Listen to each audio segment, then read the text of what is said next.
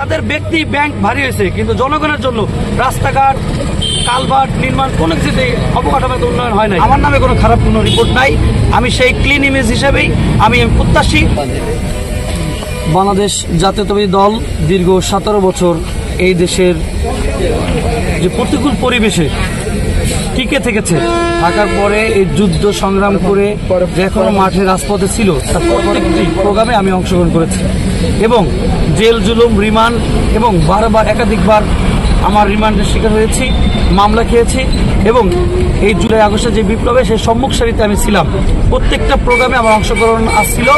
আমি মনে করি তারুণ্যের অহংকার দেশনায়ক তারেক রহমান যদি আমার এই দীর্ঘদিনের ত্যাগকে সম্মান মনে করে যে না, এই ছেলে দীর্ঘদিন মাঠে ছিল, সেই প্রেক্ষাপটে যদি বিবেচনা করে যে তরুণ প্রজন্মকে এগিয়ে নেওয়ার জন্য এবং আমার এলাকা ভিত্তিক যে মুরব্বী যারা আছে মুরব্বী, আমার ব্যাকগ্রাউন্ড কোনো খারাপ বা কোনো খারাপ কিছুর সাথে জড়িত নয় এবং আমি কারণ আমি কিছু বলতে চাই না, বাট আমার নামে কোনো খারাপ কোনো রিপোর্ট নাই। আমি সেই ক্লিন ইমেজ হিসেবেই আমি প্রত্যাশী আগামী রাষ্ট্রনায়ক তারেক রহমান যে সিদ্ধান্ত নেবে সেই সিদ্ধান্ত আমি মাথা পেতে নেব। সে যেটা ভালো মনে করে, সে যদি মনে করে যে আমাকে দিলে এই মাদারীপুর 2 এর জন্য অনেক ভালো হবে, তাহলে আমি সেই জন্য এগিয়ে আছি, আশাবাদী ইনশাআল্লাহ। প্রথমত আমাদের মাদারীপুর একটি অবহেলিত এলাকা। দীর্ঘদিন আওয়ামী লীগের শাসকরা দীর্ঘদিন এইখান থেকে পুঁজি গুচ্ছিত করেছে, কিন্তু সমাজের জন্য, দেশের জন্য, জনগণের জন্য তারা কোনো কাজ করে যায়নি।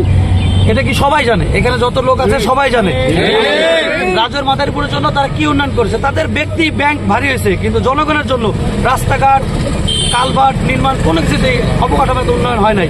আমরা চাই এই নতুন প্রজন্ম নিয়ে আমরা সেই নতুন করে সাজাতে চাই, ঢেলে সাজাতে চাই।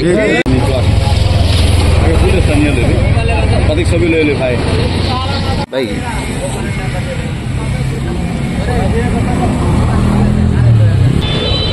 ইয়াংদের নিয়েই আমার কিছু প্রত্যাশা। সবাই আপনাদের কাতারে ধরে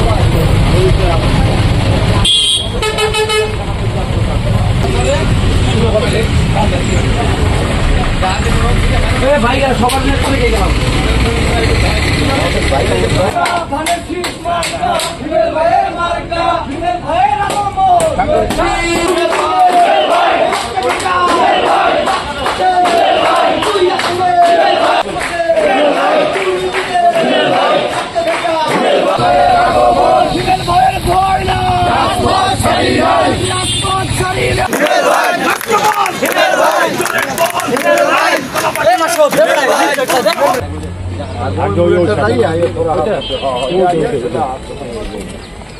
Mama tuh baik. Iya. Dua lagi.